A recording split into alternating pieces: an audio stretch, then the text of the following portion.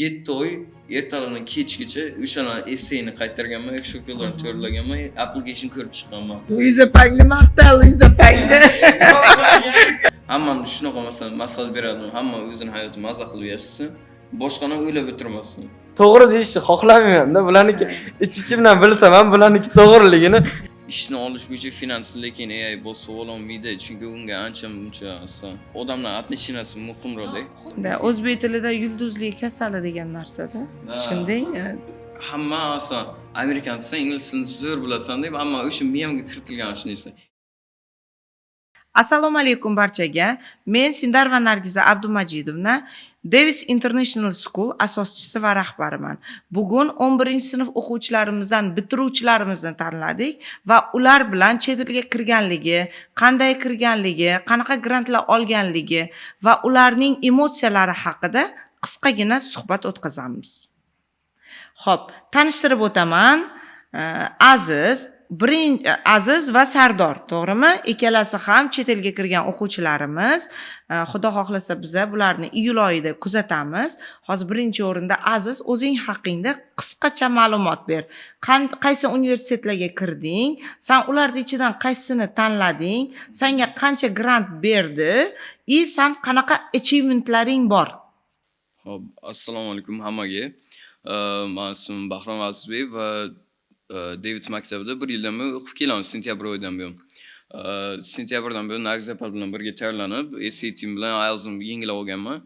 Natijalarimga kelganda IELTS'ni 8.5 qilganman, SAT'ni 1510 super skor qilganman. O'sha ballarim bilan keyin chetga topshirganman. Endi universitetlarim haqida gapirsak, kirgan universitetlarim UC maktablari, University of California 4 olovga ham kirganman. Undan tashqari yana universitet Common App'dan ancha-munchasi kirib qo'yganman. Lekin o'shalar ichidan eng zo'r kirganim University of California in Los Angeles kirganman. O'shanga endi inshaalloh avgust oyidan o'zim yozdirmoqchiman. O'sha universitetni tanlayapsan. Lekin o'sha universitet haqida u nechinchi o'rinda turadi? U qanaqa? O'sha aytganingmi Nargiza opa 11-o'rinmi? UCLA dunyo bo'yicha finans yo'nalishi bo'yicha 11-o'rin turadi. Finans bo'yicha juda kuchli, demak, ya'ni shahari ham juda zo'r. LA o'zi finans New Yorkga o'xshab juda finansga rivojlanganda, o'shaning uchun dunyo bo'yicha 11-o'rin turadi. O'sha universitetdan olib yutgan grantlarim, scholarshiplarim $300,000 ga yaqin kelib qolgan. Именно o'sha universitetga. Hammasidan ancha-muncha yutib qo'ygansan, qolganlaridan. Qolganlardan ham bir ikkita ushasidan 100% grant yutganman.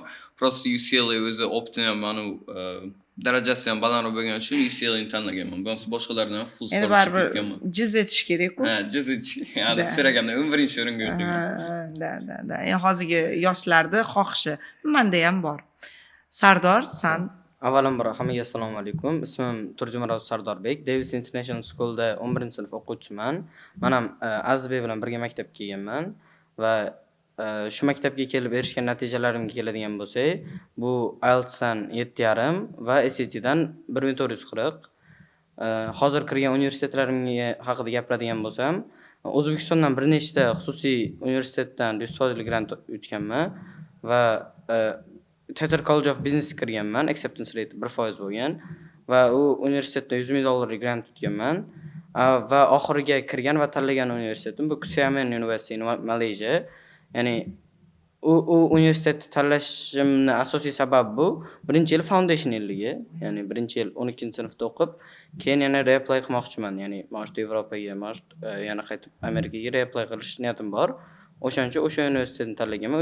U universitetda 50% grant tutganman. Lekin sen именно u universitetdagi seni sohang qiziqarli. Hozirgi kundagi dolzarb bo'lgan professiyalardan bittasi. O'sha haqida ham qisqacha ma'lumot ber. Nima uchun sen именно shu sohadagi universitetlarda tanlaganingni ham bilish kerak edi. Bo'lmasa sen ham faqat matematika направление, bir xil biznes professiya bilan kirsang, u ko'p-ku senda universitetlar. Lekin sen u universitetni tanlaganingda sabablari nimada? Xo'p, avvalambor sababi meni o'qitadigan soham bo'yicha juda ham kuchli, ya'ni o'zi to'liq olib qaraganda Xiamen University injinieriya sohasi bo'yicha yaxshi dars beradi va meni tanlagan soham bilganingizdek sun'iy intellekt, ya'ni artificial intelligence Ammo o'zi shu kungacha mustaqil o'rganib kelib, ichidagi nishimni topganman artificial intelligence da. Bu NLP, Natural Language Processing va shu soha bo'yicha ketmoqchiman, lekin undergraduate'da, тем более foundation'da bu narsalar haqida o'rgatilmaydi baribir. Ya'ni sразу men borganimdan hech qaysi universitet menga o'sha NLP haqida o'rgatmaydi birinchi yil foundation'da. Hozir birinchi yil foundation o'qishdan maqsadim, ya'ni bundan-da top bo'lgan universitetlarga reapply qilib ko'rish 1 yil 12-sinfdan keyin. Menimcha o'sha yerda o'zida o'qisang ham baribir Shunaqa. yaxshi effektivniy result qilib, o'sha o'z sohasini professional kadri bo'la olasan. Shunaqa, chunki meni soham shunaqa sohaki, o'zingiz self study qilasiz, ya'ni ishni ham o'zingiz topasiz. Misol uchun, qanaqachundir degrees bo'lishi kerak emas, kattaroq kompaniyaga ishga kirishingiz uchun. Bilimingiz bo'lsa yetarli. Source internet. Plus bu hozirgi kunda rivojlanayotgan unaqasi nima desam, sociable bo'lgan yoki crucial bo'lgan naqalardan bittasida bu. To'g'rimi? Biznes, ekonomika to'g'ri, bu ham yaxshi yo'nalish. Hech qaysini men qoralamoqchi emasman. Lekin ana bu top nechtalikka kirgan zamonaviy professiya. Zamonaviy kasb shunaqa desa bo'ladi. Ya'ni kelajagi aniq bor, ya'ni har qanaqa tarafdan o'ylab qarasak ham AI engineering baribir shu sohaga borib taqaladi. Ya'ni engineering rivojlanyapti-da, buni tan olishimiz kerak. Ishlar avtomatlashishining sababi ham shu. Ana endi bu dushida ko'p kasblarda ishini sizlar bajarasizlar-da. Ko'p professiyalarda qisqarish ketadi. Sizlar bajarasizlar, lekin mana engineering, santexniklar, mana bu oddiy ishlar bor-ku, bizada xalqimiz uncha elektriklar, bu ishlar zo'r bo'ladi. Ularda oyligi, ularda orqasidan pul topish ko'p bo'ladi. Lekin qolgan asosiy kasbni internet bilan bog'liq bo'lgan professiyadagi insonlar egallab oladi. Shunaqa, lekin bitta fakti bor, bu ish o'rinlarini kamaytirmaydi.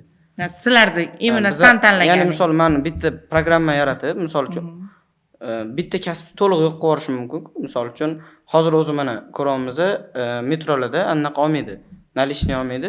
Bitta avtomat turadi, pul tiqasiz, chek chiqarib beradi. Lekin ish o'rnini kamaytiradi degan emas-da bu. Ya'ni ish o'rni hech qachon kamaymaydi va sani naqangda, lekin ish o'rni qaysidir ma'noda onlaynga o'tyapti-ku, unisicha. Yo'q. Ya'ni yangi ish o'rinlari yaratiladi. Ya'ni misol bu soha bo'yicha. Shunaqa, ya'ni AI engineering degan sohasi, misol AI dan oldin masalan, uzoqqa ketmayman, mana oddiygina teacherlikda olaylik. Teacherlikda onlaynda ishlaydigan o'qituvchilar ko'proq pul topishadi. Chunki shunaqa bo'lyapti-da. Faqat offlaynda yurayotganlar o'zi mana shunaqa bo'lib turibdi-da. Bu sekin degani ko'pchilik baribir ayniqsa yuqori sinflarda, masalan, til o'rganishga, masalan, men fransuz tilini o'rgangim kelyapti hozirgi kunda. Men o'zi xohlamayman, что bitta kursga borib, unga vaqtim ham yo'q. Tushunding? Lekin onlaynda kurs topish problema emas. YouTube'ga kirsang ham boshqadan onlayn fransuz tili o'tiydigan ham ko'pda. Demoqchiman, uyingda turib ham bu degani o'qituvchilarning kelajagiga kattagina ta'sir qilyapti. Bu imенно mana bu IT sohasini rivojlanishi, onlayn sistemda rivojlanishi iqtisodga ta'sir qilmaydi, to'g'ri? Ta'sir qilmaydi. Endi productivity'ga ta'sir qiladi, ana ishni yengillashtiradi, lekin ishni olish bo'yicha finans lekin AI bosib ololmaydi, chunki unga ancha-muncha odamlar atnishinasi muhimroq. Xuddi bu aytganda qaysidir professiyalarni bosib oladi-da, o'rniga boshqa ish o'rinlari yaratilinadi. Lekin u uchun AI da o'qigan sohadagi odamlar kerak bo'ladi. To'g'rimi? AI ga, ya'ni artificial intelligence to'liq shu AI ga resurs sifatida qarash kerak-da. Ya'ni uni bitta shaxs sifatida, ya'ni kasbni egallay oladigan odam, ya'ni sifatida qaramash kerak. Prosta bitta kasbingiz bor, o'sha kasbingizga resurs qilib ishlatsangiz. Xo'p, Aziz, imенно ekonomika sohasi saniki? Ekonomika, finans soha. Nimaga imенно shu professiyani sen xohlayapsan ichingdan? Chunki shu sohada odam baribir tanlagan professiyasida o'zini ko'rish kerak-ku. Nima uchun aynan finance sohasi saniki deb o'ylayapsan? Nega tanlading imенно shu sohani? Chunki yoshligimdan o'zi To'g'risi esa boy bo'lishga Chunki qiziqardim-da. pul ko'p. Yo'q, o'zi просто boy bo'laman degan orzu emas. O'shani ichki masalan amerikanskiy bank sistemani tushunaman. Finans, pul qanaqa aylanadi, tezroq pensiyaga chiqish uchun nima qilinadi. Hammasini o'rganib chiqqanman-da. Roth IRAs, ROI accounts, S&P 500 shunaqa investment accountlar. Просто o'rganib chiqqanman-da yoshligimda shu. Shu sohada tezroq oson pul topaman. Oson. Yo'q, pul birinchidan puli zo'r, ikkinchidan Pul o'zi keladi. Pul aylanishni o'rganishim kerak edi. Chunki o'zi aylanishni o'rgansam, qanaqa o'sha investment akkauntlarni o'rtasiga pul aylantirishni o'rgansam, o'zi tezroq pensiyaga chiqib, tezroq o'zim boshqa orzularimga erishsam bo'ladi. Pensiyaga kelib chiqishni o'ylayapsanmi o'sha? Ishlaydigan aytmaysiz. Yo'q, sen unaqa qilmaysan. Sen Amerikaga borasan. Financial sohani o'rganasan, investorlar topasan, keyin mana bu yoqqa olib kelasan. Nima uchun bizlarda o'zbek bolalarimiz zo'r universitetlarda, amerikanskiy universitetlarda O'zbekistonda turib o'qimaydi? O'sha narsani o'ylamayapsanmi? Kelib mana bu yerda men bilan birga, men ungacha xudo xolasa PhD'ni tugatib olaman, DSMni qilaman. Sen o'shanaqa maqsad qil, senga o'zi keyin o'sha sohang bo'yicha zo'r bo'lasan, tushundingmi? Xalqingga qanaqadir manfaatli ish qilishni ham o'yla. Yo, o'ylaganman. O'ylagansanmi? Boshqa tomondan deb, bu o'qish tomoni emas, boshqa tomondan o'zimga endi shaxsiy maqsadlarim bor. Shu baribir, masalan, Xudo o'zi menga bergan barakasini boshqalarga ham tarqatib nima qilishni. Ana shunaqa, просто boshqa yo'nalishda. O'sha sen mayli o'sha sohani egalla, yetuk mutaxassisi bo'l, lekin o'sha soha bilan birga ko'pchilikka qozonini qaynatishga sababchi ham bo'lishni maqsad qil. Tushundingmi? O'shanda sen boy bo'lasan. Chunki maqsading baribir tagida boy bo'lish yotibdi. Tushunding? Nimaga aynan bu soha? Xo'p, bunga o'z sabablar ko'p. Birinchidan men narsa qurishga qiziqaman. Ya'ni life motom bor. I am built to build. Ya'ni yasash uchun bu qurilganman, tug'ilganman degan life motom. Ya'ni nimadir qilib, nimadir yaratish menga yoqadi. Bu asosiy sababi.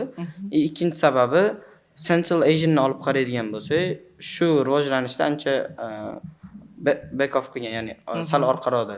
Ya'ni misol Amerika bilan Central Asian'ni taqqoslaydigan bo'lsak, baribir Amerikadagi AI sun'iy intellekt rivojlanishi O'zbekistonga Central Asian'ni to'liq oladigan bo'lsak ham nisbatan kamroq. Ya'ni shu sohaga fokus hozir ko'p qaratilyapti. Ya'ni IT parklar tomonidan mana startaplarga ko'p e'tibor berishyapti va hozir rivojlanish vaqtida, ya'ni o'sha rivojlanish vaqtida qo'shilsangiz, siz osonroq pace bilan rivojlanib ketasiz har doim. Fikroqqa chiqishing ham oson. Ya'ni misol biznes qilmoqchi bo'lsangiz ham, misol uyoqmoqchi bo'lsangiz, rivojlanayotgan joydan olasiz-ku, chunki buni valuesi oshadi kelajakda. Pikdagi joydan faqat yashash uchun olish mumkin. Bu imini, bu professiyaga senda o'zi yoshligingdan bormi? Qanaqadir qiziqish? Masalan, o vaqtda bilmagansan-ku imini, bu professiyani, to'g'rimi? AI'ni yoshligingda bilmagansan, lekin imini shunga nima desam? Kelish yo'limni so'ramoqchisiz. Ya'ni o'zi hozirgi hamma AI bilan shug'ullanaman deganlar yoshligida dasturchi bo'laman deganlar bo'ladi. Chunki vaqtda AI yo'q edi. Misol men dasturchi bo'laman degansan. Dasturchilikda tanlagan vaqtim AI hali chiqmagandi, ya'ni chiqqanda endi AI juda ham 1900-yilda chiqqan, lekin sun'iy intellekt biza bilmasdik nimaligini. Yoshligimdan dasturchi bo'laman deganman va o'sha bu qiziqishim kinodan kelib chiqqan, ya'ni Iron Man kinosidan va ko'rib qiziqqanman o'sha robotlarga, qanaqa ishlaydi, qanaqa qilib shunaqa narsa qursa bo'ladi degan o'zimga o'zim savollar berib, shu sohaga kirib kelganman va keyin shu sohadan ketaman. Xo'p. Aziz, yana savolim, masalan, nima uchun bu universitetni tanlaganingni bildik, lekin o'zingdan kichkina bo'lgan ukalaringga, singillaringga universitet tanlashda nimalarga e'tibor berishlari kerak? O'zingni maslahat, advice-laringni ber. Endi eng birinchi o'ringa qaraydigan nimam employment rate. Ana bitirgandan keyin qanchalar ish topish oson bo'ladi. O'sha eng muhim. Men tanlagan masalan juda baland UCLA employment rate. Undan oldin o'zi NYU, New York University degan orzu qilgan edim, chunki uniki 100dan 100 hamma katta Wall Street'dagi investment banklar hammasi o'sha yoqdan nimalarni oladi, yangi ishchilarni, internlarni. Bu ham juda zo'r joy, lekin LA yo'lga kirgandan keyin o'sha bilimki LA ham xuddi New York sal pastroq bo'lsa ham u yoq ham juda baland employment rate, internship, shunaqa opportunitylar. O'shaning uchun keyin UCLA tanlaganman o'sha employment rate baland bo'lgani uchun. Keyin o'zi o'qishni ham valuesi, u masalan universitet farqi bor-da. Like Indiana University o'qiganman desa, mayli deydi, lekin masalan UCLA desa, that's like an interesting candidate deb, ish topishdan osonroq bo'ladi, resumeni yasash osonroq bo'ladi. Shu o'zi ranking ko'pincha odamlar aytadiki, ranking muhim emas, lekin ranking nima uchun berilgan? O'sha ichiga employment rate kirgan, shu resurslari yetilgan, darslar yetilgan, hamma narsa ichiga kirganda, o'shaning uchun rating ham juda muhim narsa deb o'ylayman tanlaydigan payt. Universitet tanlaganda. Shunda o'zingdan kichkinalarga masalan 9-10 sinf bolalariga nimani maslahat berasan? Nimaga e'tibor berish, attention qilishini. Masalan, chet el universiteti, o'zimizda ham yaxshi universitetlar bor.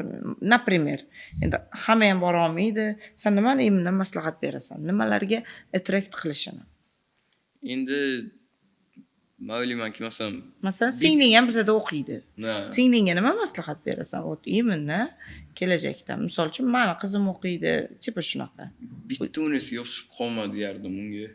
Masalan, odam flexible bo'lish kerak-da. Masalan, bittasi olmasa ikkinchisiga ketirish kerak. Bar masalan, endi men o'shani New Yorkga NYUni xohlagandim. O'sha bilib olganmanki, o'sha bitta narsa yopishib qolmasa kerak-da. Flexible bo'lish kerak. Chunki New Yorkdan keyin UCLA masalan New Yorkdan balandroq, rankingi sal balandroq. O'shaning uchun masalan unga kirmadim, lekin bunga kirib bildim. Hamma narsa lotereyada, uni topshiraman. O'shaning uchun be just flexible, you know. Bar nima qaysilarga kirasiz bar, undan keyin transfer qilsa bo'ladi. Just be flexible and do what you want. Sandachi? Xo'p, universitetga kirish maslahati kerakdigan bo'lsa, endi men o'zbek bo'lganman, boshidan oddiy maktabda o'qiganman. IELTS va SAT bu narsalar shunaqa narsaki, olish majburiy deb qaralsa bo'ladi. Ya'ni misol o'qishga kirish uchun kerak. O'qishga kirish, familiya qanaqa kerak bo'lsa, ya'ni pasportingizda turishi kerak bo'lsa, bu ham hozir shunaqa bo'lib qoldi. Chunki qolgan topshiradiganlar hammasida bor bu narsalar. O'shaning uchun buni olib qo'yish kerak ertaroq, keyin undan keyin extracurricular activity'larga qarash kerak. Universitet tanlaydigan vaqti o'zi sohasiga qarab tanlash kerak deb o'ylayman. Ya'ni misol universitetda o'zi top 300 bo'lsa ham, annaqasi misol computer science tanlamoqchi misol uchun, computer science bo'yicha u top 10 ga kiradi misol. O'sha computer science sohasimi, computer science o'zini qarab общий QS ratingni aniqlash kerak. Keyin yana mana shu imminni soha haqida gap ketganda bitta savol yana tug'ildi. Imminni o'zlaringda ukalaring, singillaringga professiya tanlashga juda qiynaladi 9-10lar. Men bir kun doktor bo'ladi, ikkinchi kuni injener bo'ladi, yana uchinchi kuni yana nimadir kasbda yuribdi-da ular.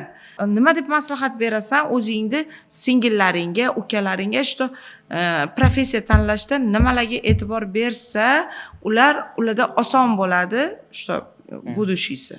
Xo'p, juda ham yaxshi savol bo'ldi, chunki men opam juda qiynalgan professiya tanlash bo'yicha. Ko'pda unaqalar. Ya'ni 9-sinfda eslayman, tarix bilan ona tili o'qib yurardilar. Keyin ona tili tarix yoqmadi, ya'ni ko'p o'qish kerak-ku tarix.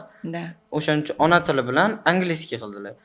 Keyin u ham yoqmadi, oxirgi yil 11-sinfda angliyskiy matematika qildilar. To'g'ri, matematika ham oson emas. Yo'q. Soha bo'yicha, misol uchun angliyskiy matematika bilan opam finansdan ketgan.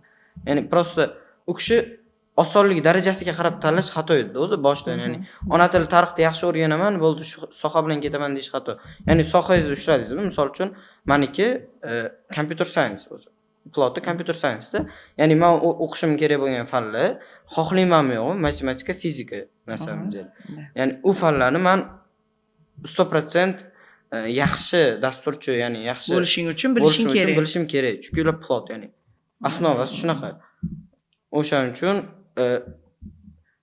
ya'ni kasb tanlaydigan vaqt shunaqa fanlarga qarab, qiyinlik darajasi, misol, men raqamlar bilan yaxshi ishlayman, o'shaning uchun computer science tanlaganman, misol uchun. Yoki kimdir juda ham sociable, shunaqa relationshiplarni tanlasa bo'ladi. Ya'ni o'zini xarakteridan kelib chiqib, o'zini qiziqishlaridan kelib chiqib tanlab o'sha sohadan ketish kerak. Ya'ni o'zgartirish bu xato. To'g'ri. Sen nima deb o'ylaysan, Aziz? Imminni mana shu savolga. Misol uchun o'zingdan kichkina ukalaringga, singillaringga professiya tanlashda imminni qanaqa qilish kerak, necha yoshdan e'tibor bo'lishi. Masalan, sen ham birdan ekonomist bo'lishni o'ylab qolmagandirsan, 11-sinfga kelib prям, to'g'rimi? Может быть, sen 6-sinfda o'sha unaqa qilding o'zingga. Решать qilding, что sen ekonomika sohasida, financial sohada ketasan. Qachondir o'sha decide qilgansan-da, to'g'rimi? Sen o'zingdan kichkinalarga shuni nima deb advice qilasan? Endi ingliz tilida bitta maqol bor o'zi. Do what you love. O'zi yoshligimdan o'zi arxitekturaga qiziqgandim, chunki rasmda chizishni yaxshi ko'rardim. Keyin o'sha kattalashgandan keyin o'sha pulga qiziqishim ko'proq ketdi. O'shancha shu prosta o'zim yaxshi ko'rgan narsani qildim-da. Finans o'shancha ko'rdim. Odamlar so'rab qoldi, nima birdaniga finansga o'tkazing deb. Lekin shu ichimdan shu finans o'zi yaxshi ko'rganman. Shu odam o'zi yaxshi ko'rgan adang sohasini sen kengaytirib, zo'rroq qilishni xohlayotgandirsan. Adang ishlarini, to'g'rimi? Inshaalloh. Men o'zim Amerikaga chetga borish katta bitta investment bankda ishlamoqchiman-da, chunki o'zi fast paced life, shu lifestyle yoqadi menga. Aha.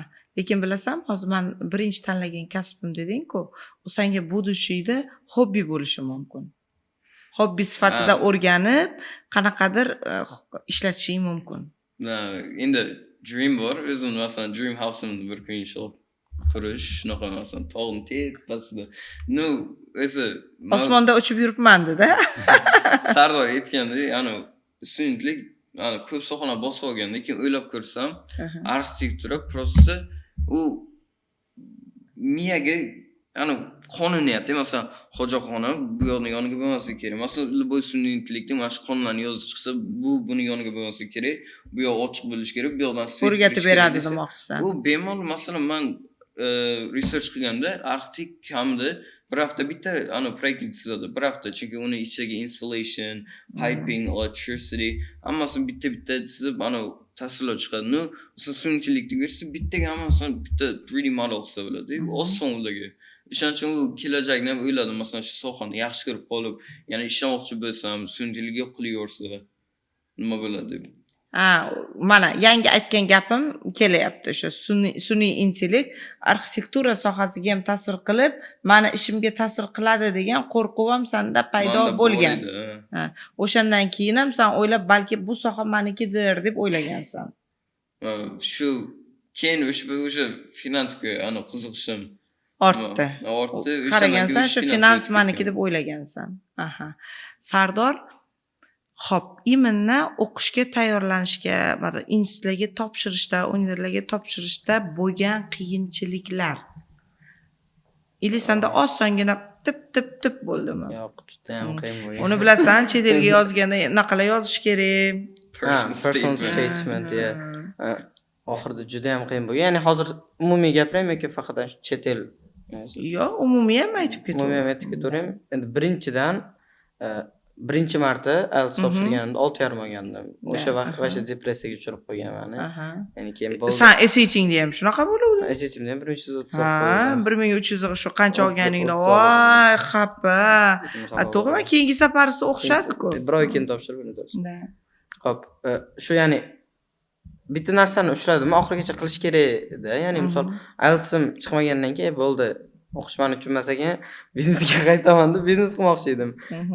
Endi adam bilan biznes qilmoqchi emas, ya'ni o'sha adam ishini davom ettirmoqchi edim. Lekin ishladim, ya'ni 5 oychalik birga ishladik, birga anaqa bo'ldi, hammasi zo'r edi. Lekin nimadir kam dedi. Ya'ni satisfy bo'lmagansiz. Hamma narsa bor, ya'ni misol o'zi aniq ishingiz bor, ya'ni aniq dohodingiz bor, aniq mana oila davrasida o'tkazishga vaqtingiz bor. Har doim oila davrasida bo'lasiz.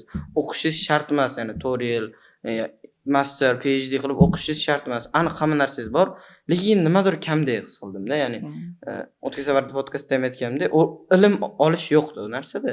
O'shaning uchun uni tashlaganman, keyin yana IELTSga qaytganman. Keyin IELTS o'qib 7,5 oldim. Bu vash encouragement bo'ldi. Chunki men 6,5 dan keyin shuncha pauza olganman, ya'ni ishlaganman adam bilan, keyin bir oy o'qib 7,5 olganman. Shuda senda o'sha tushunding-da, o'zi 7,5lik biliming bor edi. Prosta o'sha kimlardadir mana o'zimiz ham bilamiz-ku o'rtamizda. Sen o'zi aslida 7,5san, nimaga seniki bunaqa bo'lib qoldi deymiz. Unda o'sha ozgina mana bu logistikaga yetmay qoladi-da. Test taking anaqaga qaraydi environmentga ya'ni. Shunday. Balki manda emasdir, lekin balki bu taqdir. Ya'ni o'sha 7,5 olganimdan keyin ko'proq encourage bo'lib, keyin sessiyani boshladim. Misol Aslida uchun. 6,5 olishing kerak edi-da. Sen Ha. mana bu narsani tushunishing uchun. Shunaqa, ya'ni U sinov kerak edi. to'xtamashlikni tushunish, ya'ni to'g'ri SSC olgan vaqtda birinchi martasiga 1330 siqildim unda. Juda siqilding. Juda ham siqildim, lekin Biz shuncha zo'r-ku desak ham, voy. nimaga maqtaysizlargiz opa, kerak emas, maqtaladigan skor emas degandim o'sha vaqtda. Da. Lekin mana Alam Xo'p. ustidan yana topshirding, Yana hozir yana topshirgansan. ketaveradi endi o'zi. Ha, shunaqa. SSCni to'xtatmoqchiman. SSC. Ha, Bo'ldi, to'xtatyapsan. o'zi test O'zim ham senga davno aytdim. Bo'ldi, o'zi yetadi test kerak olishni emas. to'xtatmoqchiman, bo'ldi. Testga tayyorgarlik qilishim kerak. Bu yog'iga faqat boshqa taraflama o'zingiz o'zi unaqa professiyang personal, orqali ha. da o'sishni, Shunaqa. da personal o'sishni, rivojlanishni o'ylashing kerak. Sanda qanaqa bo'lgan imini universitetlarga tayyorgarlik, essaylarni yozish davri? Sardor вообще opposite bo'lgan menga. U O'zbekiston birinchi qaytganimizga 4 yil oldin qaytding. 5 yil bo'ldi sekin. Ana 7-sinfligim qaytgan, уже hamma asosan amerikancha ingliz tilini zo'r bilasan deb, ammo o'sha miyamga kiritilgan shu narsa. Ingliz tilini zo'r bilasan, sen ana shu masalan baland ball olishing kerak, nima olishing kerak. Keyin 8-sinf kelgan. Уже masalan IELTS topshirishimga ana shunaqa bo'lib qolgan. IELTS topshirishim kerak. Ustoz bilan tayyorlanib topshirgan 2 kun ichiga. O'sha payt yaxshi bola olganman, 8 olganman. Afrosi bo'yicha keyin o'sha payt rekord qo'yganman. O'sha paytda o'sha boshlangan. Hamma aytgan, amerikansan, sen ana shu narsani qilishing kerak, ana shu narsani aslida sen qilolmasang, boshqa hech kim qilolmaydi.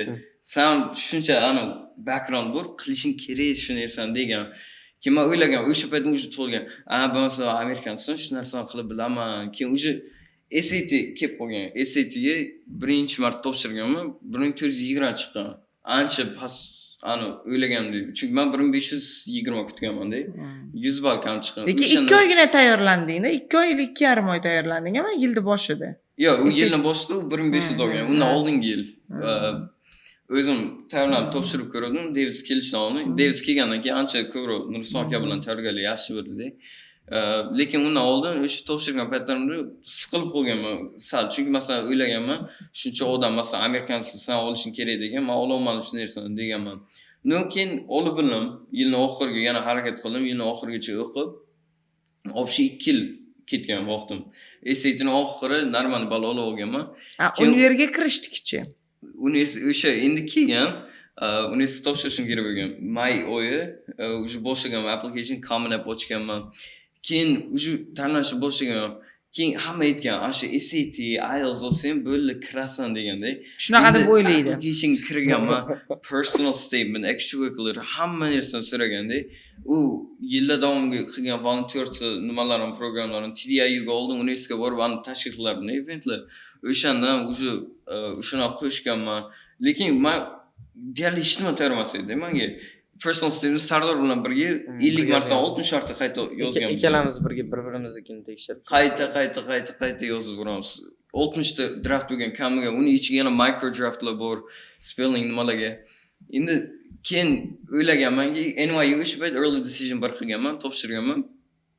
Keyin bir oy kutganman, откazib bergan keyin universitet. O'sha juda qattiq his chunki siqiluvding, xaraktering o'zgardi, stress bo'ldi. Gapirmay qo'ydi, gapirmay qo'ydi. Chunki o'sha motivatsiyalar ham ta'sir qilmay qoldi. Bilardim men. 4 yil davomiga hamma aytgan, amerikansan, chunki erishishing kerak. Bu o'zbek tilida yulduzlik kasali degan narsa. Tushunding?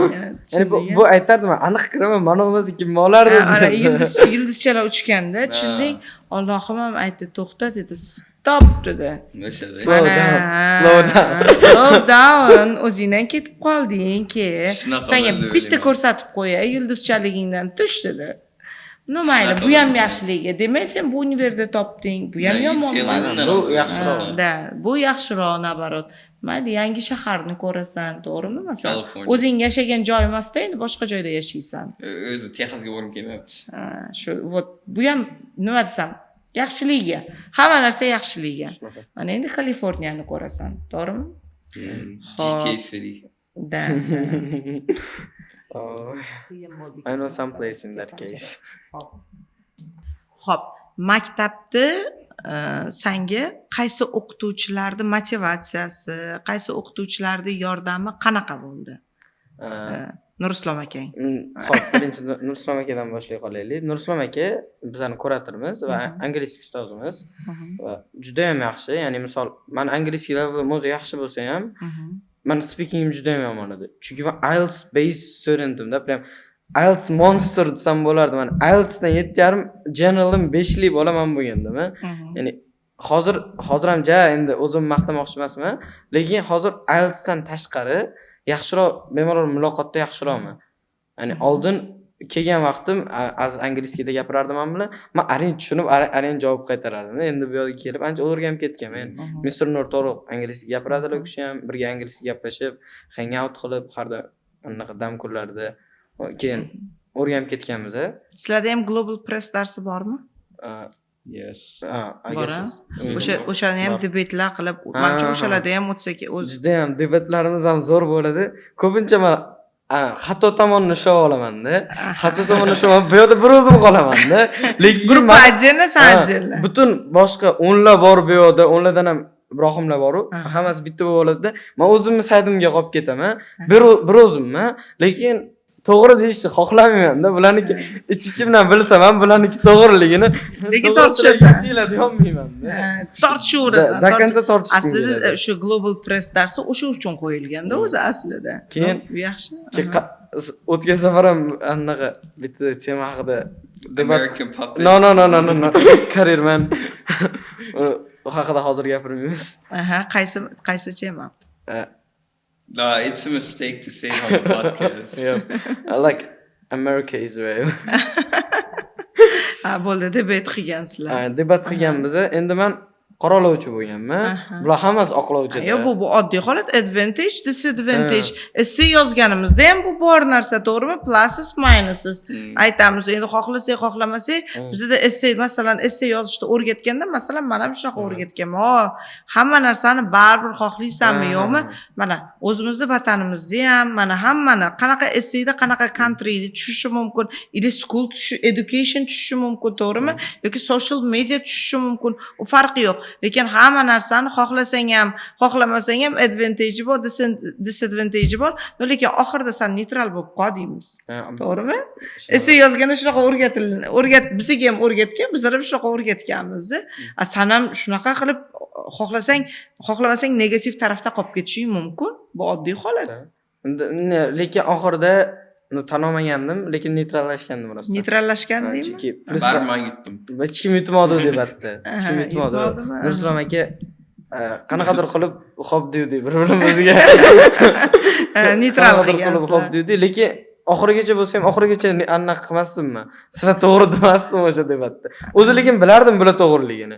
Chunki bular to'g'ri edi o'sha debatda. Ya'ni bular fakt keltirib berayotganda men shaxsiy fikrni ko'proq aralashtirib olgandim-da. Chunki men Global Press endi meni sohamga aloqador emas-ku. Ya'ni bular finans shunaqa-yu. Men lekin ushlab olganman shu tarafni, sizlarniki to'g'ri degim kelmaydi. O'sha vaqtda ham Nurislom aka men tarafga bir o'tib, bir bulan tarafga o'tib, ikki taraflama anaqa qilganlar, o'sha hisobiga oxiriga bir-birimizga xo'p deganmiz. Bo'ldi deganda Nurislom ham menimcha charchagan. Bo'ldi. Yana qaysidir o'qituvchi motivatsiya bergan, ili tarbiyaviy ahamiyatga ega bo'lgan. Keyin Mohir opa. Yana har doimnikida. Keyin Mohir opa life orientation darslari bor. Kirganman. Juda ham zo'r dars, ya'ni psixologiyadan keltirib beriladi, din taraflama, hamma taraflama keltirib beriladi. Bitta narsani o'rganildimi, hamma taraflama, uch taraflama, demokratik. U yerda ekonomikasi ham bor, menimcha, demokratik, psixologik, diniy taraflama keltirib beriladi bitta fakt. O'sha dars juda ham yoqadi menga. Va undan tashqari Zohid aka bor. Zohid akaga endi matematika birga o'qiganmiz, ya'ni birga tayyorgarlik qilganmiz. SSM ikkinchi marta topshirgan vaqtim. Shu hamma so'zi rivojlanishga hissasi bor shunaqa. Rahmat. Aziz aka, sizda? Menga endi Eng foydali so'zlar men uchun shu birinchi o'ringa Nurson aka bilan birga shu IELTSga tayyorlanganman. IELTSni bir haftaga tayyorlanib, nima qilib sira so'zlashni o'rganman. Keyin SATga ham inglizga ancha yordam berganlar. Writingni bir boshda o'rgatganlar bitta o'zlari menga esimdan chiqib ketganda 2 yil oldin topshirgandim. Bularga Nurson aka o'zi bundan ham masalan he's our head teacher. Bizga qaraydigan kuratorimiz Nurson aka juda zo'r ustozlar, sinfga ham bizga ham yaxshi muomala qilib, ancha muncha masalan joylarga aylanib kelganmiz ustoz bilan. O'zi отношение yaxshi ustoz bilan o'quvchini o'rtasida. Keyin yana bitta shu menga yordam bergan ustoz shu Mohir opa bo'lsalar kerak. Nimaiki o'sha payt NY'da отказ olgan paytimga Mohir opa bilan ko'p gaplashib o'tirardim. Shu life orientation darsidan keyin birga shu xonalarga o'tardim. Keyin shu tushuntirib berardilar nima uchun shunaqa bo'lganligini, NY отказ berganini. Nima qilsam bo'ladi. Shu o'sha payt depressiyadan olib tashlagan odam shuni Mohir opa bo'lsalar kerak deb o'ylayman. Chunki shu gaplardan o'sha tushunib o'tganmanki, shu narsa bo'lishi kerak bo'lgan o'zi отказ berishi. Chunki undan oldin 7 oy orzu qilganman-da. 7 oy to'xtamasdan Faqat shunga tayyorlangan. Faqat shunga tayyorlanganman. 7 oy ertalabdan kechgacha o'shani essayni qaytarganman, shokollarni tayyorlaganman, application ko'rib chiqqanman. 7 oydan Sardor biladi. Soat 3da 2da yozishardi. Personal statement sразу tashlab telefonga kelardi. Bitta Telegram qarang derdi. Xo'p, can you check it please real quick deb yozardi 3 kechasi. Mayli-da, no zato u depressiyalardan ham o'tib olding, mana o'zing xohlagan bittagina universitetga kirding, scholarshiplaring bor, hammasi joyida-ku. Demak, o'sha protsess bo'lishi kerak bo'ldi. To'g'rimi? Xo'p, Sardor o'zingdan kichkina bo'lgan singil ukalagan yuribdi-ku, tralala, vlalala. Ularga nima maslahat berasizlar shu? Oldinroq harakat qilish kerak, uyg'on degan maslahat kerak. Endi bu narsa juda ham ko'p. Bunaqa maslahat agar bilsangiz internetda juda ham ko'p motivatsion videolar. Yo'q, motivatsion video ularga qiziqmasdi. Shu, lekin asosiysi baribir o'zini shunaqa momenti bo'ladi. Ya'ni meni momentim o'sha 6,5 ni olgan vaqtim, ya'ni 7 olmagan vaqtim meni momentim edi o'sha. Ya'ni pastroq olganim, keyin boshqa yo'ldan ketib, bu yo'l xatoligini, o'zimning yo'lim to'g'riligini tushunib yetganim meni momentim bo'lganda. Men o'ylashim bo'yicha har bir inson shunaqa momenti bo'lmasidan o'zini haqiqiy yo'lini ajratib bo'lolmaydi deb o'ylayman. To'g'ri. Lekin mana hozir YouTube'dan bunaqa motivatsionniy dars beradigan narsani o'zimizda o'quvchilar ko'rmaydi-da, 100% senga aytaman. Lekin sizlarning videolaringni ko'radi. Tushundinglar? Shu uchun shunaqa chiroyli maslahatlaringni ber. O'zimizning bolalarimiz ichida bilimli bolalar ko'p-da. Hamma bolalarimiz o'qisa, bilimi, aqli joyida. Bularga tushuntirish kerak faqat. Ey, uka, ko'zingni och. Shunaqa. Xo'p, bitta narsa bor, ya'ni bitta har kun ertalab turib qaytarsa bo'ladi. Kechagi kunimdan bugun zo'rroq bo'lishim kerak. Ya'ni kecha misol bugun IELTS o'qiyotdim, bitta so'zni bilmaydim misol uchun. Bugun hachab o'sha bitta so'zni bilsa ham 1 yil hisobiga, ya'ni umr davomida har kun rivojlanish bo'lsa, baribir rivojlanish bo'lishi kerak. Ya'ni kecha kunga taqqoslagan. 300 kamida o'qimay bittadan so'z yodlasa ham 365 ta so'z yodlaydi. U bitta so'z emas, balki 10 ta. Ertasi kuni misol, bu yaxshi ekan, bu rezultat bo'ldi. Bugun mana bilaman shu so'zni deydi, 10 ta yodlar ertasi kuni. Yodlamagan yolqovi bo'lsa ham demoqchiman. Bo'ladi-ku shunaqa bolalar endi bor, xohlaymizmi, yo'qmi? Aziz, sandachi? Tushunmaydimi? Advice. Kichkinalarga. Kichkinalargami? Просто nima qilish kerak? Ingliz tilida gapirsam bo'ladi shu joyga. Yo'q, lekin baribir ko'rsa. Yo'q, o'zbekchada gapir. Aralashtirib Endi aralashtirib. yosh bolaga bo'lsa advice ham shu just do everything for yourself. Hamma narsa, hammani o'zini umrida. Masalan, men adam menga kelajak yordam berishlarini, nima qilishlarini, masalan, o'zbek bolalarga o'xshab mashina olib berish, uy qilib berish, o'ylantirib qo'yish. Yo'q, hozir lekin joy yo'q o'zbeklarda. Men dodamlarga bo'lganda shu narsa adam keyin masalan kutmayman-da, adamlar shunaqa narsa. Men o'zim hayotim, o'zim narsam olib ketmoqchiman. Shu o'qisam o'zim uchun, masalan o'qimasam baribir adam qo'llarini yana qo'yib ketaman. Narsa xohlamayman, undan ko'ra o'zim hayotimni chiqib, o'zim hayotim bilan yashab ketishni xohlayman-da. Hammani shunaqa masalan maslahat beradim, hamma o'zini hayotini mazza qilib yashasin, boshqani o'ylab o'tirmasin. Shunaqa deb o'ylaysiz. O'shandan o'sha 8 olgan paytimda o'sha yoshimga zo'r natija bo'lgan. O'shani o'zi bilganman. O'zim hayotim olib Podcast ketaman. tugagandan keyin Boshlaymiz. men seni xonaga kirgizaman. Boshlanadi. Bum. Sezdim o'zi hozir o'zbeklar deb boshlagan vaqt sezdim shunaqa bo'lishini hozir. Now let's talk about Uzbekistan and America. No, career man. Xo'p, eng oxirgi savolim sizlarga ham maktab haqida fikring. Xo'p. Men ham azizam juda ham ko'p marta maktab almashtirganmiz. Mana Yuraverganmiz. yuraverganmiz, ya'ni nima ko'chuvchi xalqqa o'xshash bo'lganmiz. Men opchiq hisobda 5-6 ta maktab almashtirganman. Sinfda har bitta o'qigan maktabimda deyarli hamma sinfda o'qib chiqqan. Va meni bitta anaqam bu yolg'on emas. Shu maktabim va sinfdoshlarim shuncha almashtirgan maktablarim ichida eng yaxshisi. Rahmat, xursand qilding. Bu nafaqat maktab uchun, ya'ni sinfdoshlarim uchun ham, ya'ni eng yaqin o'rtoqlarim ham shu maktabda. Misol juda ham ko'p rivojlanishimga va keyin shaxsiy hayotimda ham Shaxsiyatingda rivojlanishga ham rivojlanishga ham shu maktab sababchilik bo'lgan.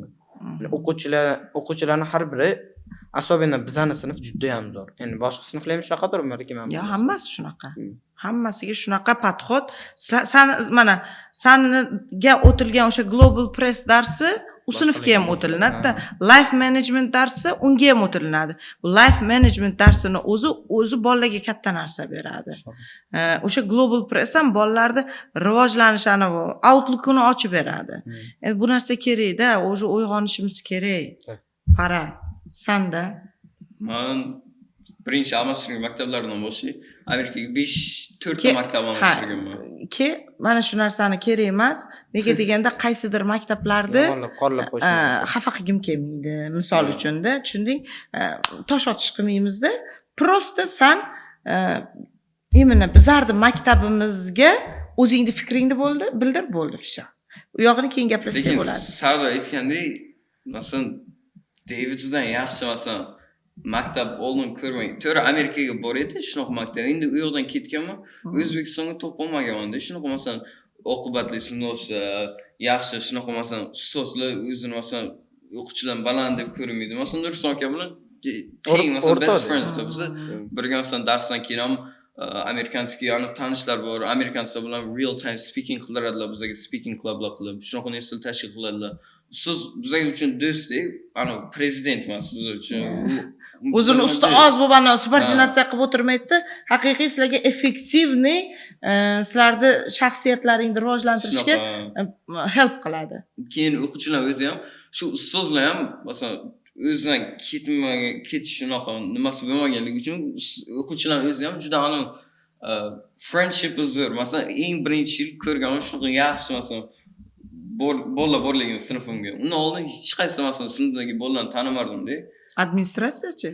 Administratsiya ham вообще masalan bizlar administratsiya Mavzun opa, keyin masalan Shahboz bor, hammasi bilan juda yaqinmiz. Hamma kulishib, nima qilib, Luiza opa. O'zi общий masalan hamma katta familiya. Luiza Pagli maqta, Luiza Pagli. Gol qilingandik, skriptdan chiqib ketding sen. Mohira patstat beradi, Mohira eng zo'r ustozimiz. Yes, общий lekin qaraganda oqibat zo'rda ustoz Compare qilganda. Hamma bitta family, hamma taniydi bir-birini, maktab jamoasi katta, har xil masalan bittasi bu yoqdan emas, hamma o'zi bir-birini tanib yaxshi family, one big family. Katta rahmat sizlarga. Bugungi podkastimiz tugadi. Sizlar bilan yana bir marta do'stona muhitni his qilib, sizlarni eshitib, yana qayerdadir nimadir qo'shishim kerak, qayergadir to'g'ri yo'lda ekanman degan qarorni qabul qildim. Sizlarga katta rahmat. Bugungi podkastimiz tugadi.